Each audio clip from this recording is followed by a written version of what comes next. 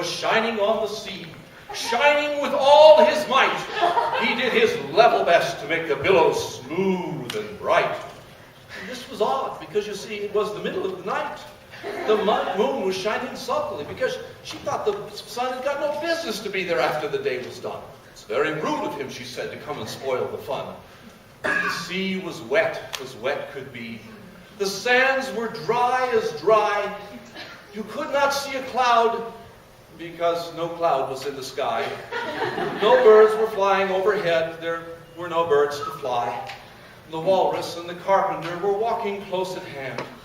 They wept like anything to see such quantities of sand. If this were only cleared away, they said, it would be grand. If 7 maids with 7 mops swept it for half a year, do you suppose, the Walrus said, that they could get it clear? I doubt it, said the Carpenter, and shed a bitter tear. Oh, oysters, come and walk with us, the Walrus did beseech. A pleasant walk, a pleasant talk along the briny beach.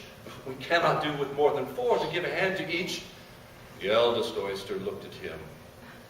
Never a word he said. The eldest oyster winked his eye. Slow and shook his heavy head, meaning to say he did not choose to leave the oyster bed. But 4 young oysters hurried up, all eager for the treat. Their coats were brushed, their faces washed, their shoes were clean and neat. And this was odd, because, they hadn't any feet. 4 other oysters followed them, and yet another 4. And thick and fast they came at last, and more and more and more, all hopping through the frothy waves and scrambling to the shore. The Walrus and the Carpenter walked on a mile or so, and then rested on a rock conveniently low. And all the little oysters stood waiting to row. The time has come, the Walrus said, to talk of many things. Of shoes, and ships, sealing wax, and kings, and why the sea is boiling hot, and whether pigs have wings. But wait a bit, the oyster said, before we have our chat, for some of us are out of breath, and all of us are fat. No worries, said the Carpenter. They thanked him much for that. A loaf of bread, the Walrus said, is what we chiefly need. Pepper and vinegar besides are very good indeed. Now, if you're ready, oysters dear, we can begin to feed. But not on us, the oysters cried, turning a little blue. After such kindness, that would be a dismal thing to do. The night is fine, the Walrus said. Do you admire the view? It was so kind of you to come, and you are very nice.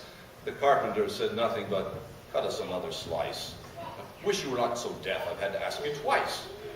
It seems a shame, the Walrus said, to play them such a trick. After we brought them out so far and made them trot so quick. The Carpenter said nothing but, the butter spread too thick. I weep for you, the Walrus said. I deeply sympathize. With sobs and tears he sorted out those of the largest size, holding his pocket handkerchief before his streaming eyes.